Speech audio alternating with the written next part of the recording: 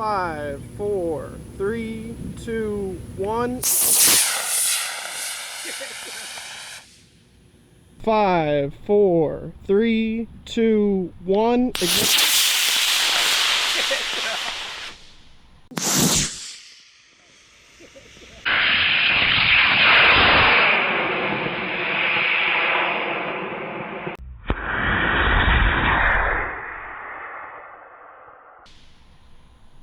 That's going right into the trees. Where is it? I don't even know. There it is. You see the chute? It's a chute. Oh, the chute's not out. That's into the trees. Oh, that's gone. That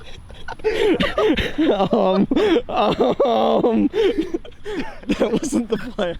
That was not how that was supposed to go. Alright, okay.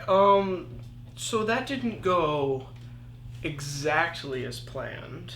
I mean, like, the launch went as planned. It left the pad, but I think that's the only part that went according to plan. Alright, so in this post-flight analysis, we're going to talk about what went wrong, what went right, and we're also going to talk about all the changes that have been made since Rp-1's second test flight to now on the third test flight, and just go over the whole thing as a whole. So as you'll notice, Rp-1 is not here anymore. It became a donation to the forest, so I can't actually show you any of these things, but I'm going to throw up some B-roll and show you that way. So first of all, Rp-1's engine mount was modified. I kind of believe that on the first two flights, the parachute ejection charge actually fired the motor out the back of the rocket instead of the parachute out the front. So we used a bunch of aluminum foil tape to just secure it in there because the current design didn't have any sort of locking mechanism outside of friction, which was pretty strong, but apparently not strong enough.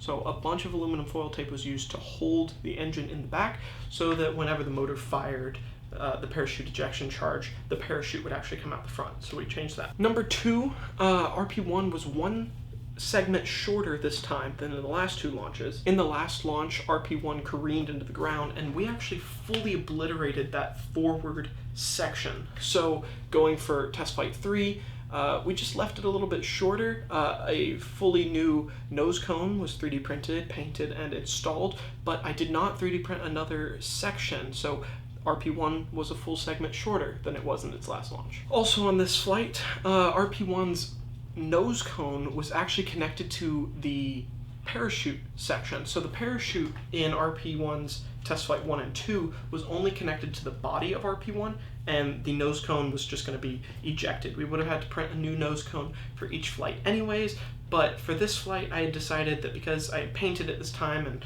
whatever, I just didn't want to lose parts. It had actually been connected to the body of the vehicle so that upon parachute ejection, the nose cone would have come back with it if it had come back and we had recovered it.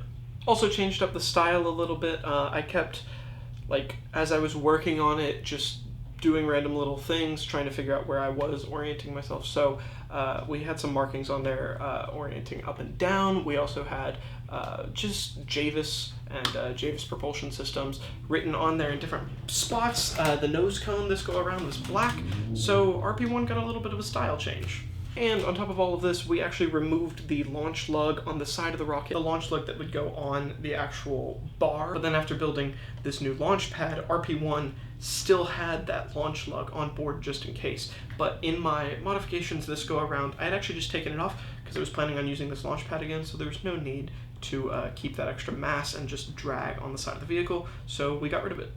So that's it for all of the actual changes made to the launch vehicle. So now we're going to actually go over the launch and the flight, which should be a little bit interesting. First thing that I want to note, did you see that explosion on the launch pad?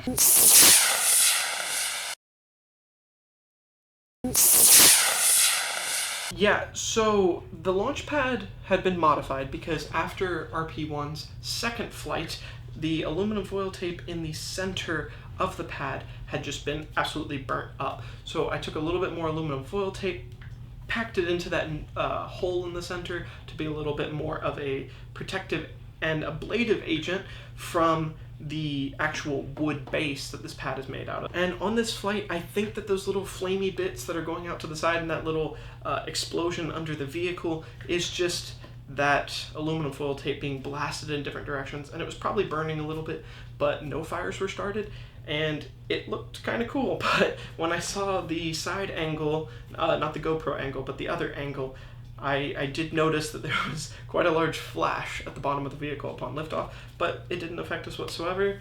It just looked a little interesting. And number 2, the elephant in the room.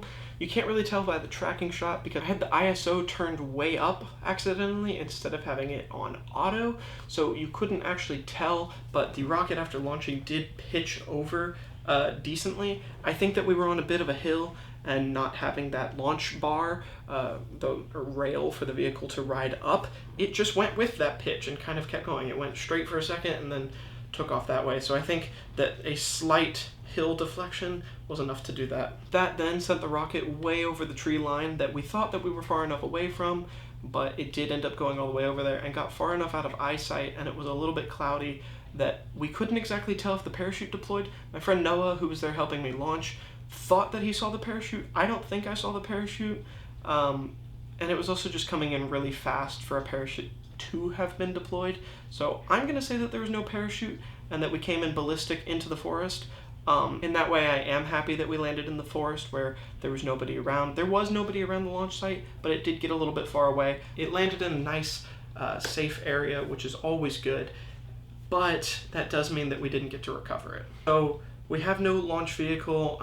It's become a donation to the forest, and reason for that sideways launch, again, I'm going to say it was the launch pad.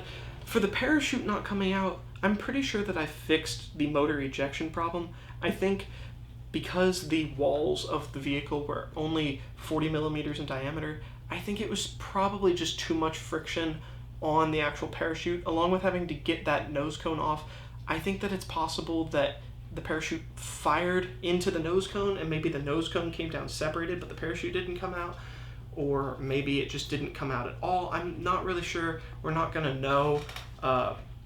Leave that to speculation. Whatever you think happened may have been what actually happened, but we will never know for sure. The good thing is this was going to be Rp-1's last flight no matter what. I was ready to retire it. I had 3 E-motors, so I was planning on flying it 3 times, and I'm ready to move on to bigger, better, more well thought out, more powerful, and electronically controlled and monitored rockets.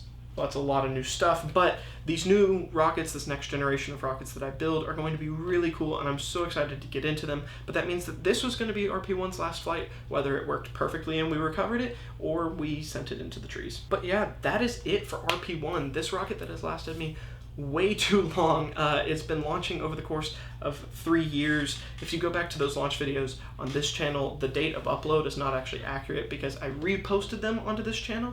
But back on RocketMax 32, which I will link in the description, the original launch date of the first launch of Rp-1 was over 2 years ago. So we're just about at 3 years of service of this vehicle. So it's about time for us to move on. So again, like I said, Rp-1, if it had been recovered, I was going to rip that parachute out and use it for another vehicle, but besides that, it was pretty useless to us. Just a relic of the past, and we have all the footage and memories, so I don't really care if I have it here junking up my room and my workspace. It's okay that we've moved on. So that is it for test flight number 3 of Rp-1. This has been a great journey. I've had a lot of fun with this vehicle. First 3D printed rocket that I've done, first fully from the ground up rocket that I've made, and it's just been a really fun, cool experience, and I've really enjoyed it. Each launch was different and more fun in its own way, and I had a really good time with this project.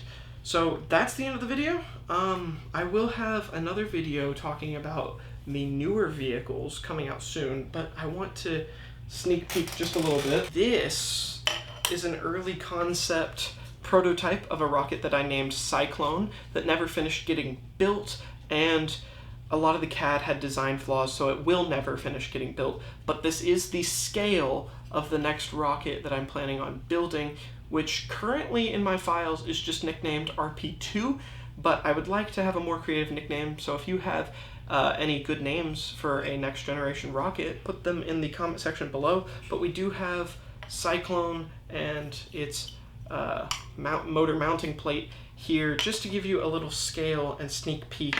As you can see, just kind of dwarfing this launch pad. But there will be a full video on the build process of whatever this next vehicle looks like and the launch process and all that. But not only is it about this diameter, but it's probably going to be somewhere around that long. So it's going to be a really fun vehicle. But anyway, that is it from me for this video, and that is it for Rp-1 forever. Thank you for coming along for the journey. Thank you for watching this video. Wanted to kind of keep it short and sweet, so we'll wrap it up here. Thank you guys so much for watching. I really, really appreciate it. If you don't mind, go give it a like and maybe a comment. You know, give me some rocket name ideas for the next rocket. And while you're down there, if you wouldn't mind subscribing, that would help out so much. We're trying to build up this channel. I have a lot of subscribers on the other channel. That's kind of where I've been building stuff forever. But if you like the rocket content, it is here and it is here to stay. So if you want to see more rocket stuff, go ahead and hit that subscribe button so that you can get new videos notified to you. Anyway, that's it from me. Thank you guys so much for watching, and I will see you in the next video. Peace.